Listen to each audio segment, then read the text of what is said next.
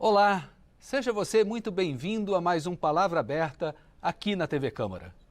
O benefício de prestação continuada, BPC, previsto na Lei Orgânica da Assistência Social, é a garantia de pagamento de um salário mínimo por mês ao idoso com idade igual ou superior a 65 anos ou à pessoa com deficiência de qualquer idade.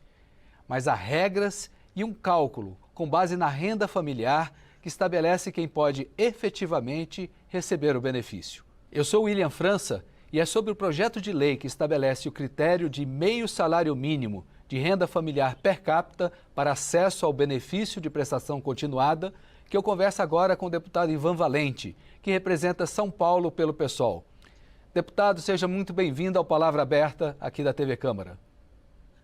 Eu que agradeço o convite de participar mais uma vez do Palavra Aberta e me dirigir a todos os internautas e ouvintes da TV Câmara. Muito bem. O senhor poderia nos explicar, por gentileza, quais são as regras que o senhor está querendo alterar? Qual é esse novo critério de concessão para os beneficiários? Nós temos aí a Lei Orgânica da Assistência Social, que concedia um salário mínimo para o recebimento do BPC. Mas houve uma nova lei, a Lei 14.176, de 2021, que estabeleceu outros critérios que representaram um retrocesso grande. Então, desde 2014, as pessoas com deficiência, os PCDs, vêm sofrendo com essa questão. Por quê?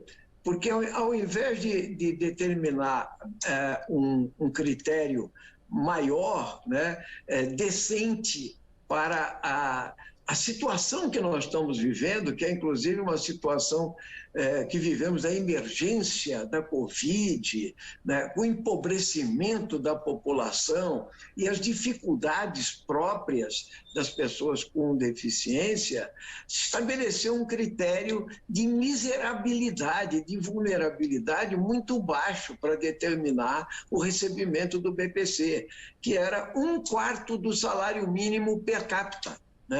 E nós estamos mudando isso na nossa Lei 1.624, no ano passado, para meio salário, a partir de meio salário mínimo per capita, que não é grande coisa não, mas é algo que representa já um salto de qualidade.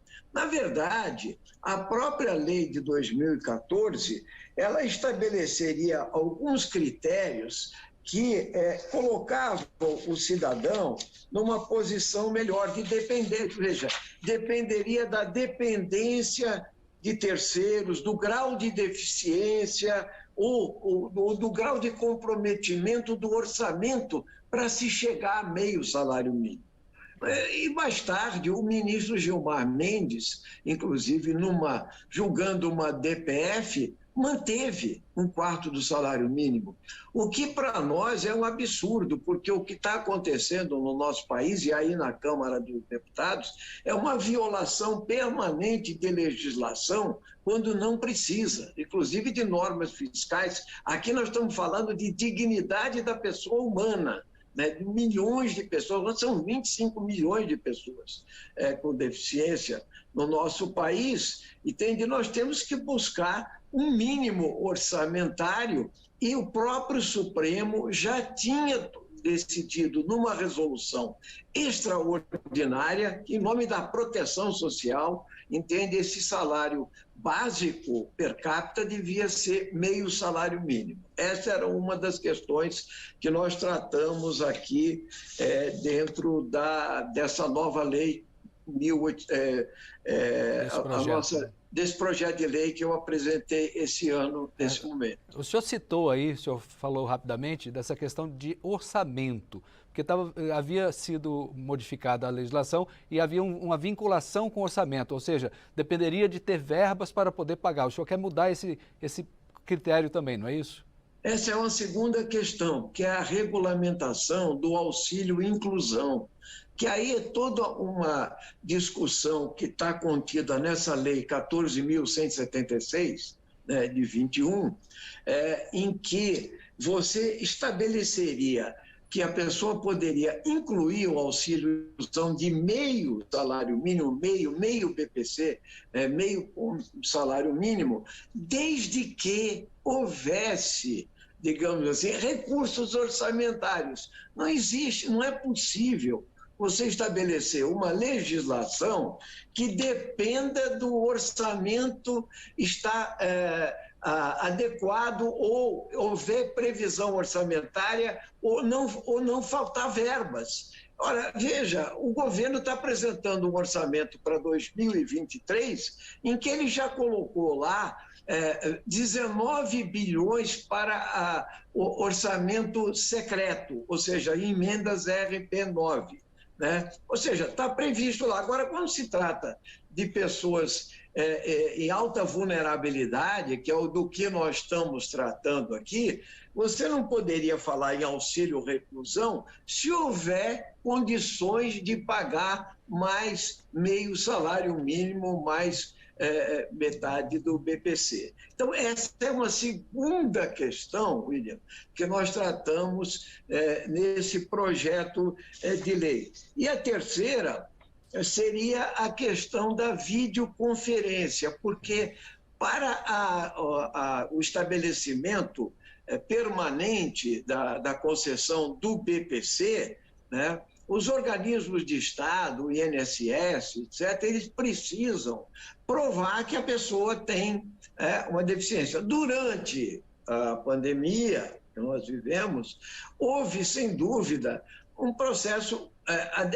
de adequação. Por quê? Porque as pessoas não podiam sair de casa, então, inclusive, muitos têm comorbidades e alta vulnerabilidade, não têm mobilidade, então valia esse critério de videoconferência. Mas agora, a própria organização das pessoas com deficiência, para se ter clareza das exigências que são necessárias do Estado responder para a situação deles, querem que seja presencial essa visita. Então, o nosso projeto também aceitou a demanda desses setores organizados para que as videoconferências voltassem, só fossem colocadas em caráter excepcional. Né?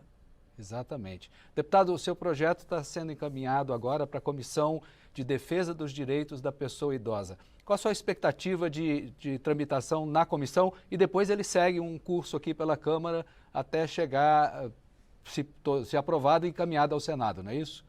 Certamente. Ele tem caráter terminativo nas comissões, tá? Mas ele está na comissão do idoso, onde ele é do idoso e das pessoas com deficiência, onde eu espero que, pelas razões e argumentos que nós colocamos, né, certamente, no mérito, ele será aprovado nessa comissão. Mas ele deverá passar ainda pela Comissão de Seguridade Social, talvez Finanças e Tributação, porque entram as questões referentes ao debate. Vai passar assim na CFT. Na CFT e, certamente, depois na CCJ. Então, nós esperamos que o projeto tenha ampla aceitação, é uma demanda da sociedade, nós não aceitamos mais que, além das dificuldades inerentes a essa condição humana que as pessoas estão vivendo, e numa crise econômica tão brutal e social como nós estamos vivendo, esse projeto não tramite com celeridade pela Câmara dos Deputados e depois no Senado Federal. Tá ótimo. Deputado Ivan Valente, eu gostaria de agradecer a sua disponibilidade em aceitar nosso convite para conversarmos sobre esse projeto de lei proposto pelo senhor. Estamos à disposição na TV Câmara para levar adiante essa proposta e outras mais. Muito obrigado pelo convite. E eu me despeço aqui agradecendo também a sua audiência. Quer saber mais detalhes sobre o projeto de lei 1624 de 2022, este sobre o qual conversamos aqui, ou mesmo sobre todas as outras discussões do Parlamento? Acesse o nosso portal na internet, câmara.leg.br. Fica ainda como sugestão a dica para seguir as redes sociais da Câmara no Twitter, no Facebook, no Instagram e no TikTok. Novamente, muito obrigado por sua atenção.